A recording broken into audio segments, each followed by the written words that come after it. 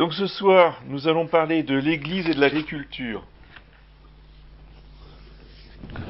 Pourquoi j'ai choisi ce thème?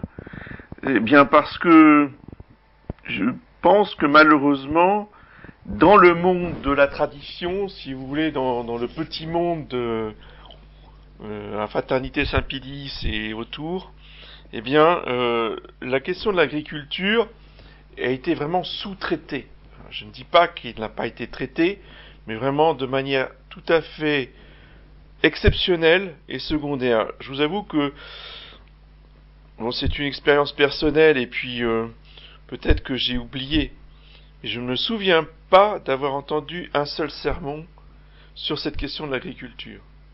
Le seul sermon dont je me souviens, et je m'en souviens d'autant mieux que justement c'est le seul à mon souvenir que j'ai entendu, c'est celui de Monseigneur Lefebvre pour son jubilé sacerdotal à Saint-Nicolas du Chardonnay dans les années 70, où Monseigneur Lefebvre prêchait le retour à la terre. Mais c'est bien le seul sermon où il a parlé de la question. Alors qu'avant le Concile, l'Église s'est beaucoup occupée de la question agricole et des agriculteurs. On a voulu retenir dans la tradition que la justice sociale, vous voyez, rerum novarum, les ouvriers qui sont opprimés dans les usines, etc. Donc on a repris ces thèmes-là, en oubliant ou en mettant de côté, si vous voulez, en passant sous silence la question de l'agriculture et des agriculteurs. Bon, il y avait toujours plus ou moins des questions abordées sur la biologie, etc. Mais en sermon, je me souviens pas d'enseignement ou en conférence d'enseignement sur l'agriculture d'après les papes. Or, les papes ont parlé de cette question agricole et de ces questions de l'agriculture. Donc, dans un premier point, nous allons vous transmettre l'enseignement du magistère ordinaire du pape et de certains évêques sur la question de l'agriculture. Alors, cet enseignement se trouve dans des encycliques, dans des lettres pastorales pour les évêques, ou dans des conciles provinciaux. Et quant au pape, il y a aussi des allocutions et des discours. Vous savez qu'il y avait les discours du mercredi, ou des discours à l'occasion de congrès, en particulier des congrès d'agriculteurs. Donc ce n'est pas l'enseignement solennel, c'est le magistère ordinaire. D'abord l'énoncé de quelques principes de la justice sociale par le pape Léon XIII. Tous les principes que vous allez entendre maintenant sont extraits de différentes encycliques, que je ne vais pas vous citer, ce sont des titres en latin, c'est un peu fastidieux, mais sachez que je peux fournir chaque encyclique d'où sont tirées les phrases suivantes. Premier principe, la société humaine a été instituée par Dieu avec ses lois et son ordre naturel. Et donc ça, c'est extrêmement important de bien poser cela au départ. Nous sommes les seuls, nous les catholiques, à considérer que la société humaine a des lois intangibles, comme la nature humaine, que la nature humaine, elle existe, elle a été créée par Dieu, et qu'à cette nature humaine correspond un ordre naturel de la société. En quoi consiste cette nature de la société humaine, ou de cet ordre naturel? Cet ordre naturel se compose d'éléments inégaux entre eux, de même que les membres du corps humain. Vouloir les rendre égaux équivaudrait à détruire la société elle-même. Donc ça, c'est un principe fondamental. qui a toujours été enseigné par les papes, y compris par Pie XII. Malheureusement, certains libéraux, vous voyez, ont complètement voulu gommer cet aspect de l'enseignement de l'Église. L'inégalité de la société humaine a été créée et voulue par Dieu. Deuxième principe, l'égalité entre les membres de la société vient de leur fin surnaturelle et vient du juge divin qui ne fait exception de personne. Donc il y a bien une égalité des hommes, mais elle ne se situe aucunement dans l'ordre naturel. Dans l'ordre naturel, il n'y a que de l'inégalité, il y a de la hiérarchie et de l'inégalité. Dans l'ordre surnaturel, là, les personnes humaines sont égales devant Dieu par rapport à leur fin éternelle, par rapport à la grâce, au sacrement. Il y a eu une égalité au départ. Il n'y aura pas d'égalité à l'arrivée, puisque même parmi les saints, il y a des plus grands saints, des plus ou moins glorieux, des plus ou moins lumineux, des plus ou moins vertueux. Même dans la vertu, il y a des degrés, vous voyez. Mais au départ, ce qu'on veut dire, c'est qu'au départ, le baptême, c'est le même pour tout le monde. Il n'y a pas un baptême pour une certaine catégorie, et puis un autre baptême pour une autre catégorie de personnes. Le baptême, il est donné exactement le même pour tous les hommes de toute la terre, de tous les temps, jusqu'à la fin du monde. Troisième principe. Par conséquent, il est conforme à l'ordre établi par Dieu qu'existe dans la société humaine, donc dans la société civile, des gouvernants et des gouvernés, des maîtres et des disciples, des riches et des pauvres, des instruits et des ignorants, qui, unis par les liens de la charité, doivent s'entraider à atteindre le ciel quant à leur fin surnaturelle et à atteindre leur bien-être sur la terre. Cette phrase est tirée d'une encyclique de Léon XIII. Vous noterez que Léon XIII ne néglige pas le bien-être sur la terre. Nous devons nous entraider pour atteindre le bien-être sur la terre. On ne vienne pas me dire ensuite que la recherche du bien-être, c'est New Age, c'est ceci, c'est cela. Non, c'est parfaitement catholique. Ça ne veut pas dire du tout qu'on fuit la croix.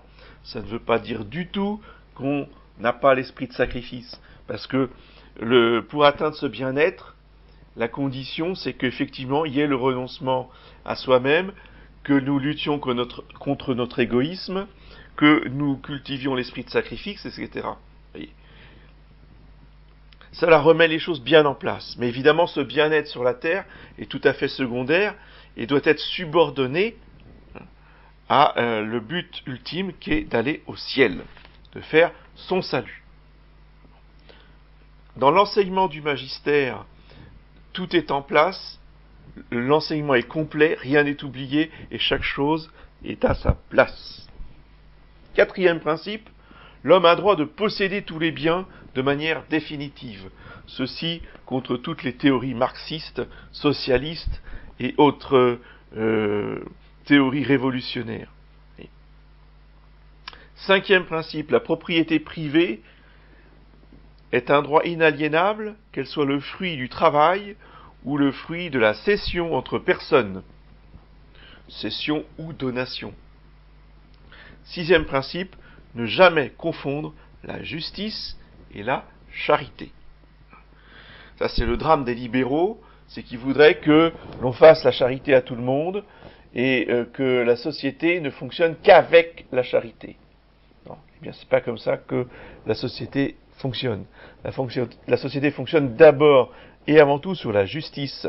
La charité ne venant qu'ensuite pour compléter, parfaire, adoucir la justice. Voyez. Mais d'abord et avant tout, ce qui règle les rapports humains dans la société, c'est la justice. Pour résumer tout l'enseignement de Léon XIII, je dirais que l'homme est ordonné à la société comme la partie au tout en tant qu'individu. Mais la société est ordonnée au développement de la personne en tant que membre du Christ et de l'Église. Vous saisissez bien l'indifférence. Sur le plan naturel, on parle des individus. Sur le plan surnaturel, on parle des personnes.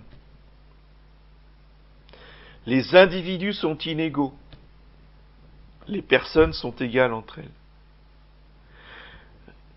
Donc l'individu est pour la société comme la partie est pour le tout. La partie d'un tout a sa finalité dans le tout. Vous enlevez une partie, vous n'avez plus l'intégrité de la chose.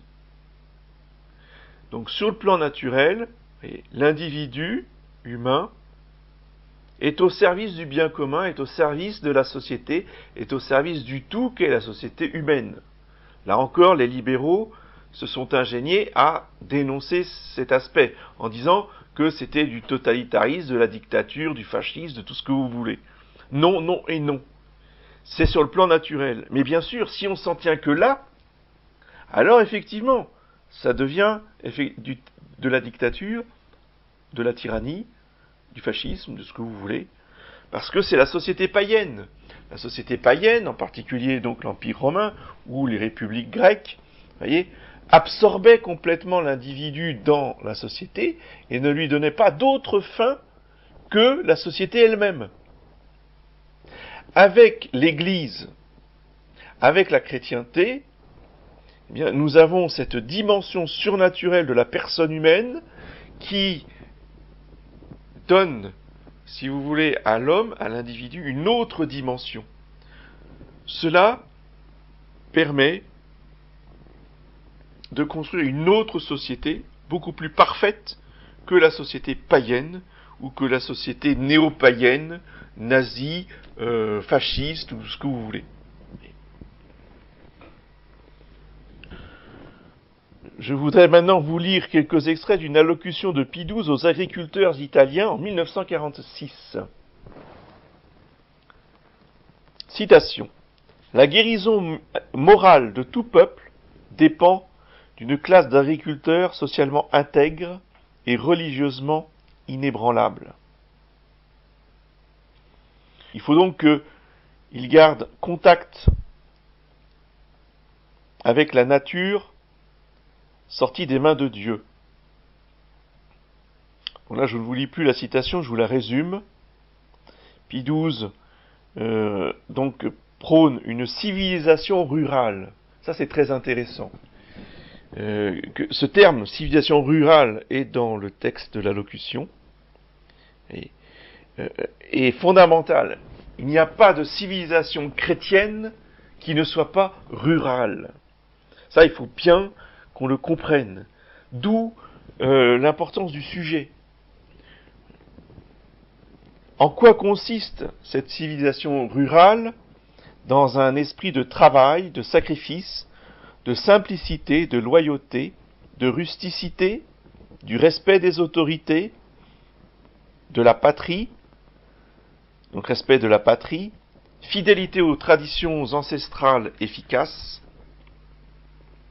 Bon, tout ça, si vous voulez, reste assez connu et assez banal. Mais ce qui est très important, et que nous avons complètement oublié aujourd'hui, que tous les agriculteurs ont oublié aujourd'hui, qui ne pratiquent plus du tout, alors qu'ils le pratiquaient autrefois. Quand je parle d'autrefois, c'est avant les années 60.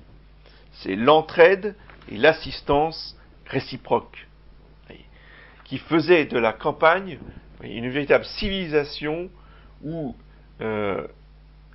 bien sûr, il y avait des histoires, il y a toujours eu des rivalités, il y a toujours eu des jalousies, etc. Mais les agriculteurs s'entraidaient et s'assistaient les uns les autres. Ils tournaient, ils allaient dans tous les champs, tout le monde allait dans les champs de tout le monde et tout le monde travaillait ensemble. Eh bien, cet esprit de corps, cet esprit d'entraide a totalement disparu avec la mécanisation à outrance, vous voyez, la location des moissonneuses-batteuses, qui fait que, justement, bien, on n'avait plus besoin d'aller faire les moissons à la main dans les champs des autres, etc. Ça a complètement détruit l'esprit des paysans de France qui faisaient, je dirais, toute leur force et leur cohésion. Pie XII rajoute qu'évidemment il faut la crainte de Dieu, la piété, et pour cela, il faut que l'Église soit au cœur du village, pas simplement sur le plan architectural ou physique, mais dans le cœur de tous les villageois. Il prône aussi l'agriculture familiale. Il est contre ces fermes qui ont des extensions absolument inimaginables et qui sont de vraies usines. Et la civilisation rurale repose sur une agriculture familiale qui a pour idéal de servir la société en lui procurant des aliments de qualité. Alors, cette phrase est extraordinaire, elle est très importante. Idéal, l'agriculture est un idéal de service. Et d'autres évêques, en particulier les évêques du Québec dont je vais parler tout de suite après, n'hésitent pas à faire mention de vocation pour l'agriculteur. Il y a une vocation d'agriculteur comme une vocation de médecin, d'infirmier, de différents corps de métier. Ça demande un idéal, ça demande de se dévouer corps et âme, au-delà de ce que ça peut rapporter sur le plan financier.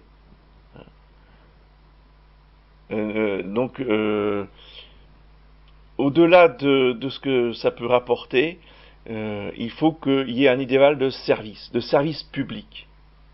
Et pour votre information, dans l'Ancien Régime, jusqu'à très peu de temps avant la Révolution, c'est justement parce que le roi de France a cédé aux financiers que on a basculé dans un système de spéculation sur les matières premières comme le blé, mais avant, pendant des siècles, il était interdit de faire monter les prix.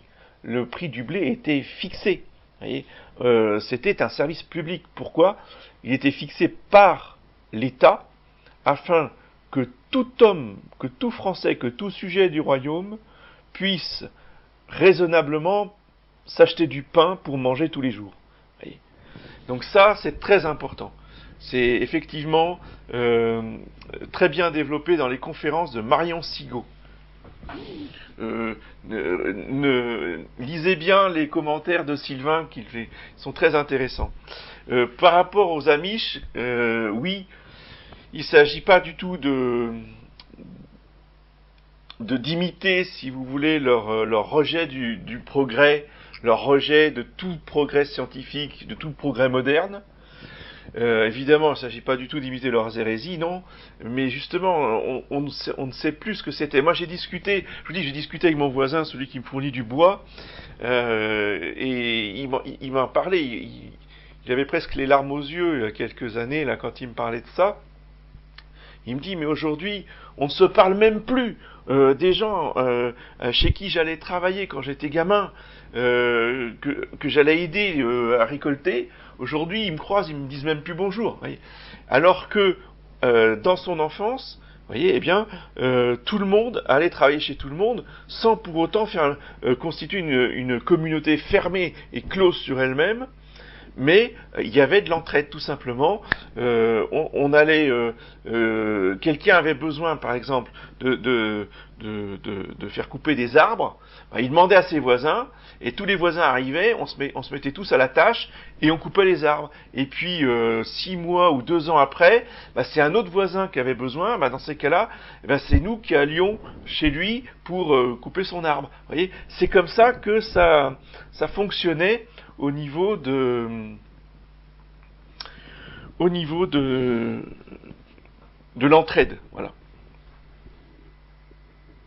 Donc, idéal de servir la société en lui procurant des aliments de qualité. Donc, comme pour tous les corps de métier de l'Ancien Régime, le but des métiers dans les corporations, c'était que les produits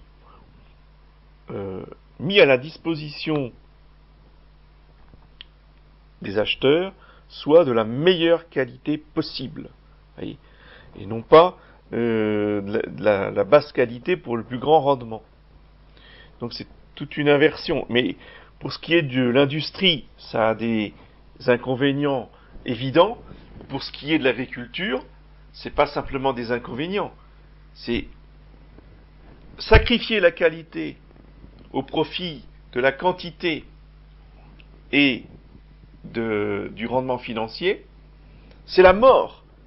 C'est la mort des sols, c'est la mort des aliments, c'est-à-dire qu'on mange des aliments morts, et c'est la mort au final, c'est la maladie d'abord des hommes, et s'ils ne réagissent pas, eh bien l'espèce peut s'éteindre.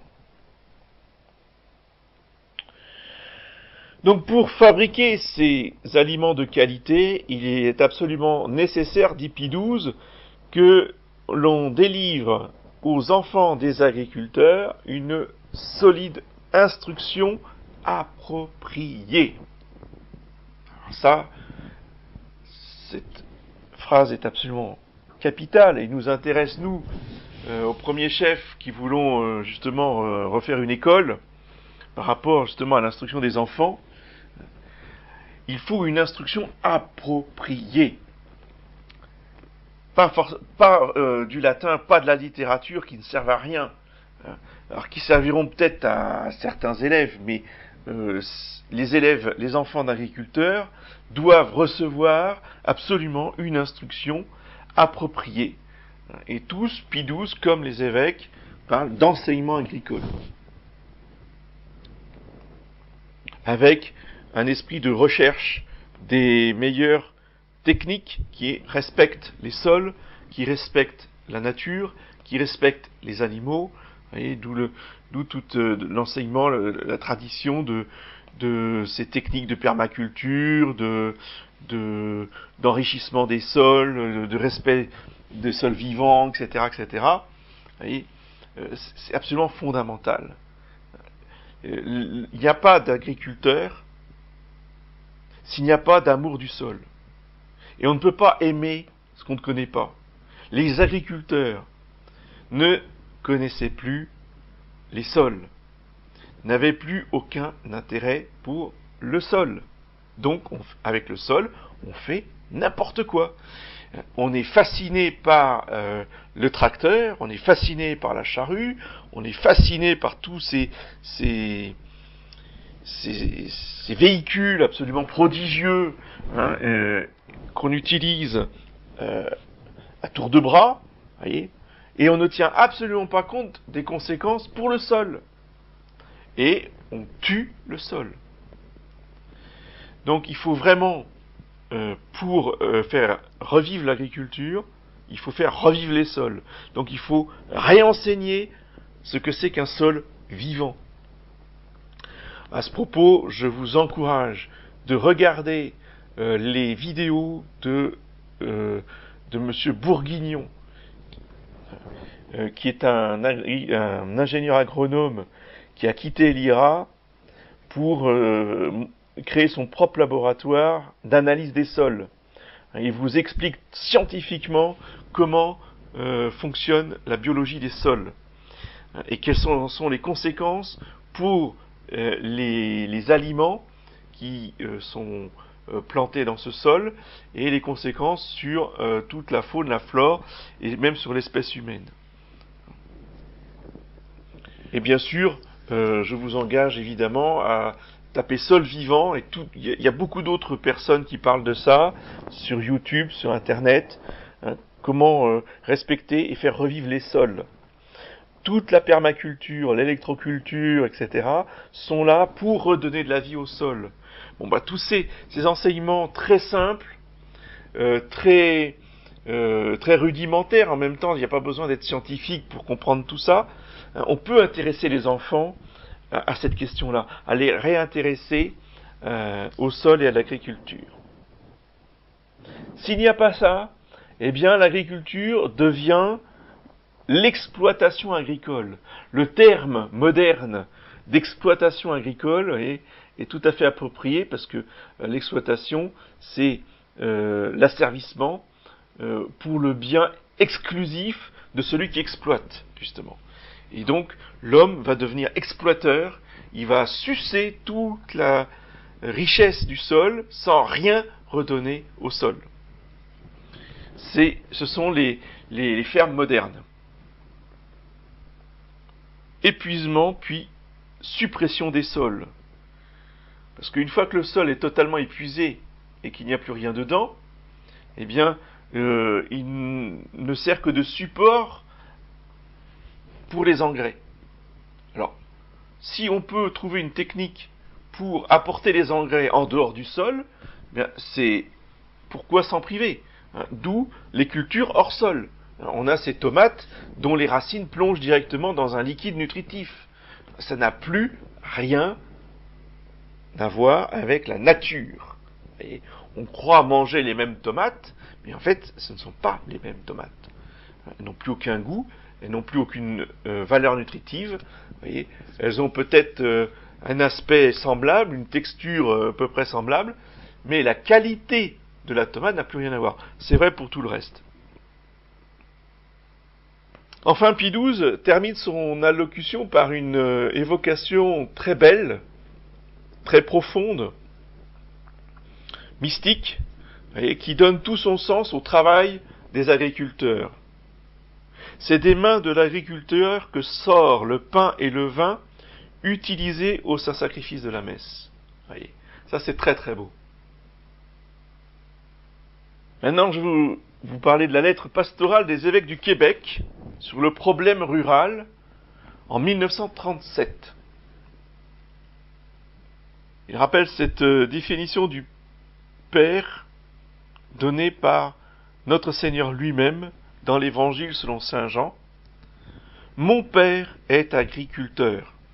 Pater meus agricola est. Donc Dieu le Père se définit lui-même par notre Seigneur comme étant agriculteur. L'agriculture a toujours été considérée par l'Église comme le plus essentiel des métiers, la base de l'industrie et du commerce, la principale source de richesse. Encore faut-il que les familles d'agriculteurs puissent vivre de leur travail. Sinon, eh bien, on a affaire à l'exode rural.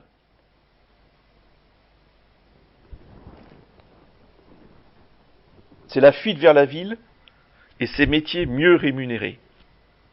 Évidemment, si l'agriculteur perd son idéal de servir la société en apportant les aliments de qualité qui vont permettre à tous les autres hommes de vivre en bonne santé, et s'il perd cet idéal, alors évidemment, il peut très bien partir en ville et exercer des métiers où il gagnera beaucoup plus d'argent, mais où il aura perdu son idéal, où il aura perdu sa vocation.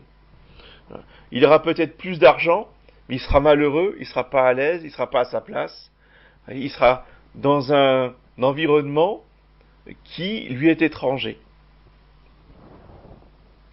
Les évêques du Québec pointent du doigt un phénomène général, très courant, bien connu, c'est le mépris pour la campagne et ses habitants. Le mépris citadin pour les habitants des campagnes, qu'on va dénommer comme des ploucs, des pecnos, des gueux, des cutéreux. Tout ça, ce sont des expressions qui doivent être bannies de la bouche de catholiques. N'employez jamais ces expressions devant les enfants. C'est le meilleur moyen de les faire mépriser les agriculteurs. Justement, au contraire, il faut leur transmettre le respect et l'admiration pour ces hommes qui consacrent leur vie à nourrir les autres. Donc ne jamais employer ces expressions stupides et méprisantes. Il faut casser cet état d'esprit citadin.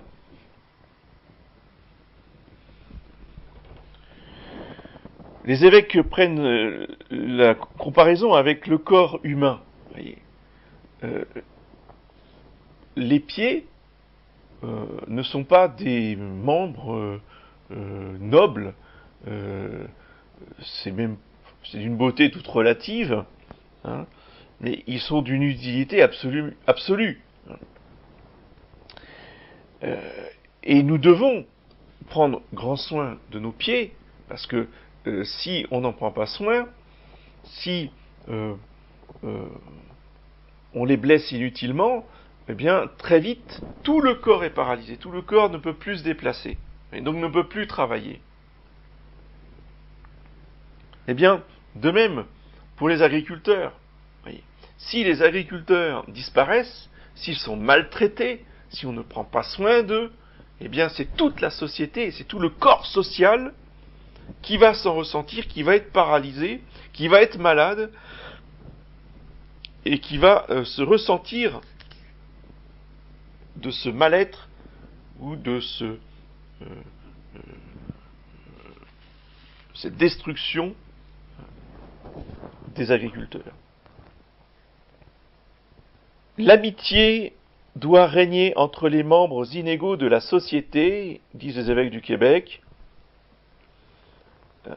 Ça, c'est un principe de la vie sociale donné par Aristote dans son Éthique à Nicomaque, qui est très important. Il dit que le lien social, c'est l'amitié entre les hommes. Même donc un païen est capable de comprendre ça.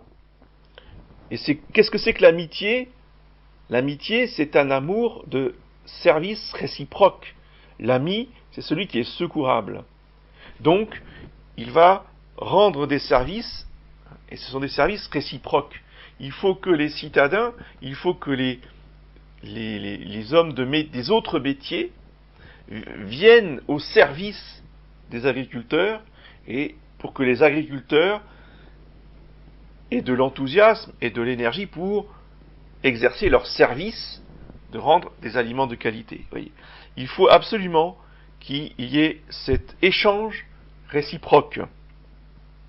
Comme dans tous les domaines, dans celui-là comme dans tant d'autres, il faut que les rapports soient gagnant-gagnant.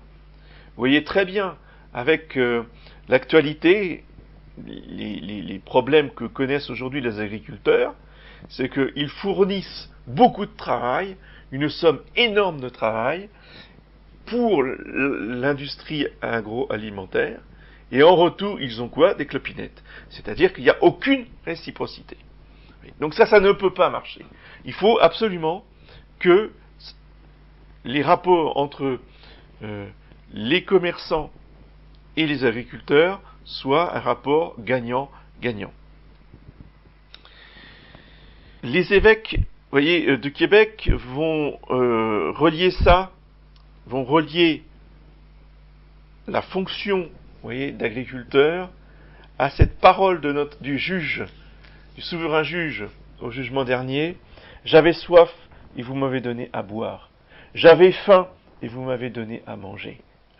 Ça, c'est très beau de voir comment ils arrivent à relier un métier, aussi noble soit-il, à des réalités eschatologiques ou à des réalités de l'Évangile. Donc tout à l'heure, Pie XII nous disait que les agriculteurs nous fournissaient le pain et le vin pour le saint sacrifice de la messe, et là, ils nous disent, notre Seigneur dira aux agriculteurs, à chacun quand ils paraîtront devant lui, j'avais faim et tu m'as donné à manger. Il faut donc être fier d'être agriculteur, avoir l'amour des sols et l'amour des animaux. L'amour des animaux ne doit pas être un amour stupide, un amour, débilisant, comme on aime une peluche ou qu'on fait joujou avec un jouet. Voyez. Quand vous écoutez justement les vrais agriculteurs, des passionnés, quand ils vous parlent de leurs vaches, quand ils vous parlent de leurs lapins, quand ils vous parlent de tous les animaux dont ils s'occupent avec amour, ils les connaissent, ils ne sont pas là à jouer avec, à caresser leurs vaches, non, mais ils en connaissent tous les tempéraments, les réactions, les qualités, les défauts, etc. Vous voyez, ça, c'est ça l'agriculteur. C'est celui qui aime les animaux, mais qui les connaît à fond et qui sait s'en servir. Voilà. Ben, c'est cet esprit-là. Vous voyez, même dans une école, je pense que d'avoir quelques poules, quelques lapins, un chien, pour habituer les enfants, non pas à faire joujou avec les animaux, mais à savoir s'en occuper, à savoir les respecter, à savoir regarder en eux la création de Dieu le Père. Voyez. C'est toute une école, c'est toute une école de la nature qui vraiment, je pense, doit être développée dès le plus jeune âge, afin justement de stimuler l'intérêt des enfants pour ce métier magnifique et de leur montrer comme étant magnifique. Et enfin, le dernier point développé par les évêques du Québec, c'est de s'organiser en corporation agricole. Et pour ça, eh bien, créer des coopératives. Alors ça, c'est un domaine très important que je connais mal, mais que notre ami Benoît connaît très bien. Et d'ailleurs, si je fais ces conférences, c'est pour lui passer la main ensuite. J'espère qu'il trouvera le temps, un de ces jours, de nous parler, de développer ces sujets, en particulier la question des coopératives. Bon, vous connaissez le système des biocoop, mais il n'y a pas que, il y a d'autres systèmes. Donc ce sont des montages juridiques, lui il est très versé là-dedans, c'est son métier. Donc sachez que nous avons quelqu'un avec nous qui connaît parfaitement bien tous ces sujets-là.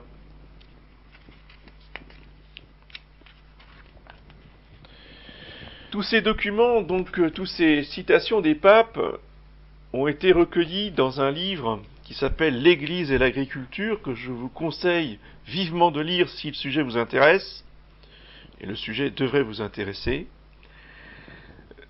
rédigé par le même prêtre qui a parlé de l'argent, de la banque, des dernières conférences, c'est le père Fahey. Donc le père Fahey, ça s'écrit F-A-E-Y. Aux éditions Saint-Rémy, l'Église et l'agriculture. Après avoir développé donc cet enseignement de l'Église, qui est déjà magnifique en lui-même, voyez, eh bien, il va partir sur des principes de philosophie et en montrer donc les conséquences des erreurs philosophiques dans le système agroalimentaire moderne. Alors nous ne verrons pas ce soir, nous allons nous arrêter avant de voir le système agroalimentaire moderne, l'industrie agroalimentaire.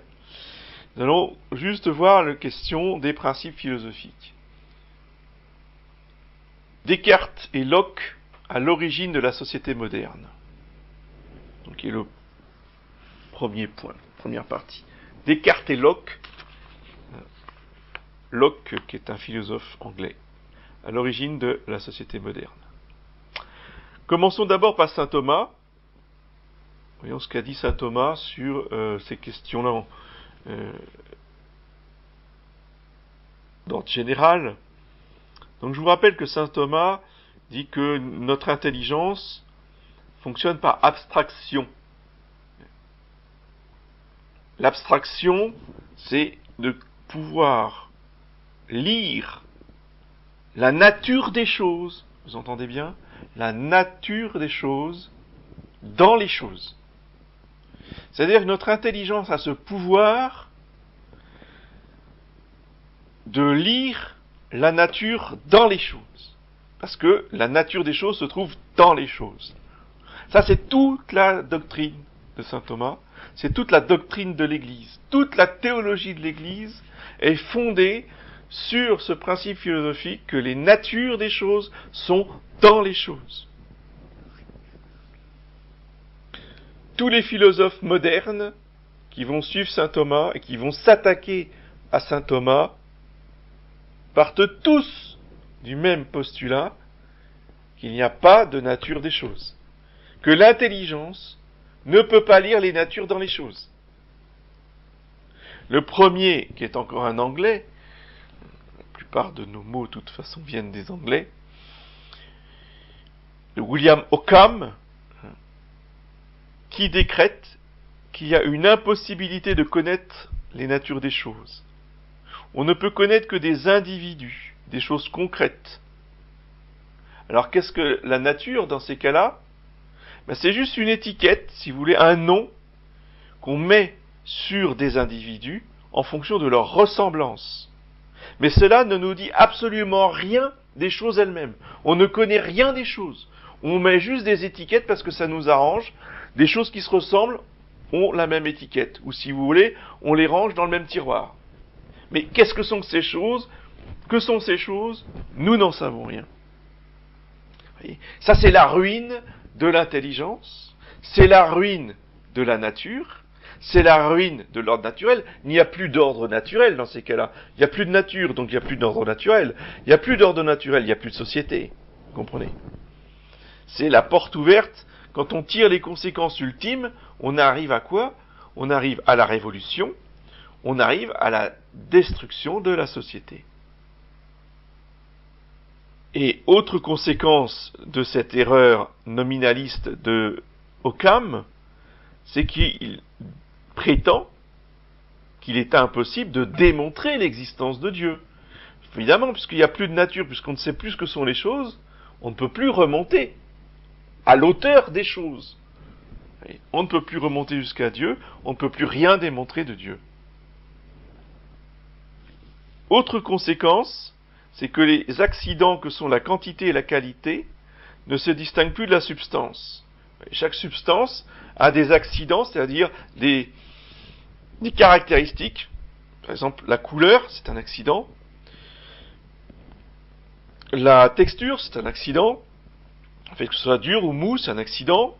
Le fait que ça soit carré, le rectangle, le sphérique, c'est un accident. Oui. Tout ce qui caractérise la chose sont des accidents. En particulier son poids ou sa mesure, ça c'est la quantité. Et par ailleurs, vous avez la qualité aussi, qui est un accident. Eh bien, avec Ockham, tous ces mots ne veulent plus rien dire en eux-mêmes, ce sont juste des étiquettes. Et tout se réduit à quoi? À la quantité. Il n'y a plus de qualité. Donc vous comprenez que la conséquence directe de ces erreurs, qui viennent à la fin du Moyen-Âge,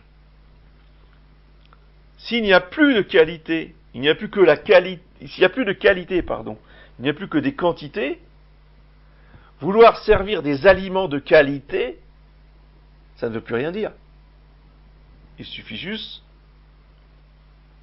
de fournir une quantité suffisante pour nourrir tous les hommes, peu importe la qualité. Et la quantité, c'est ce qui est mesurable. Et c'est ça qui intéresse l'homme moderne, c'est de mesurer. Il veut tout mesurer. Il n'y a que ça qui l'intéresse. D'où le règne des mathématiques. L'homme moderne, l'agriculteur moderne, l'industriel, le citadin, est un homme des mathématiques. Voyez. Les autres sont relayés au placard, ils n'ont plus de rôle à jouer dans la société.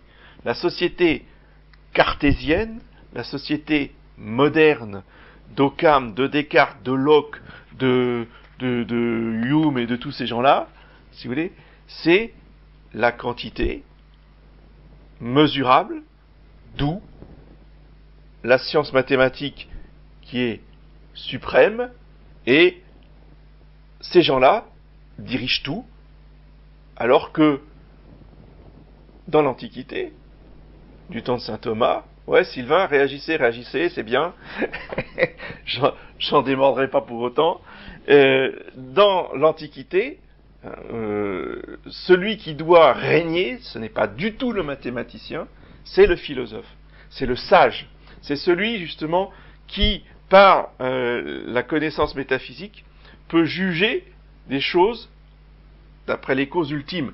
Les mathématiques ne sont pas les causes ultimes. Désolé pour les ingénieurs, mais c'est comme ça.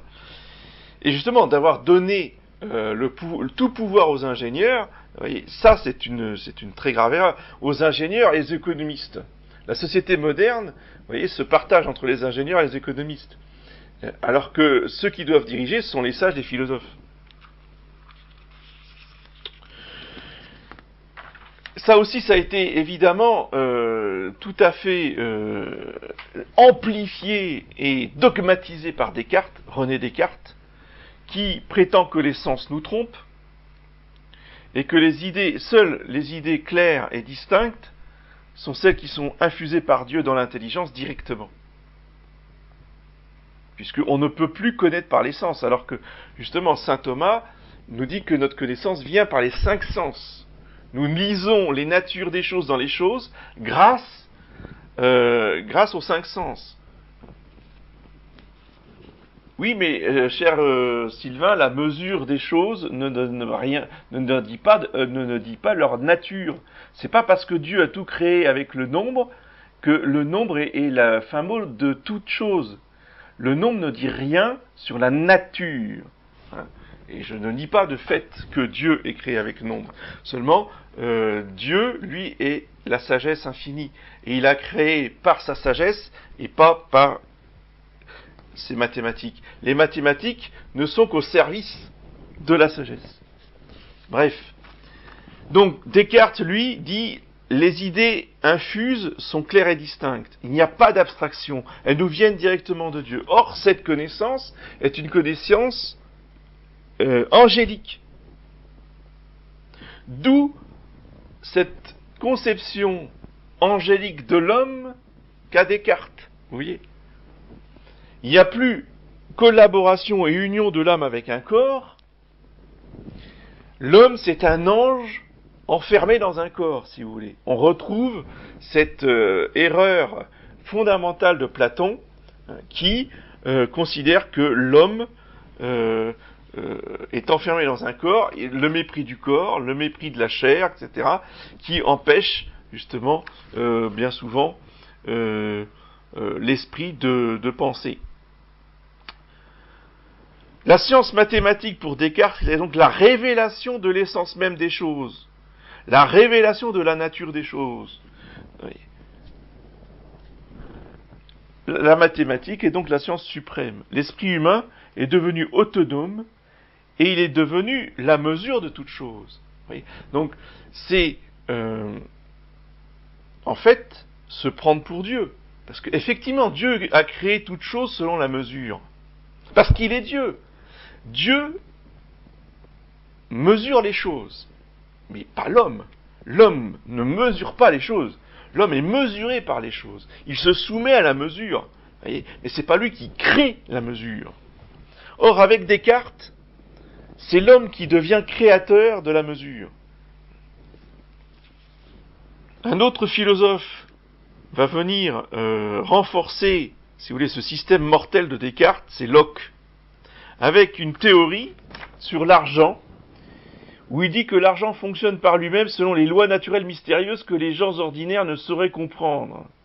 Il faut donc laisser aux financiers le soin de manipuler l'argent et de le faire fructifier selon ces lois naturelles, inaccessibles au commun des mortels. D'où, évidemment, la dictature de la banque.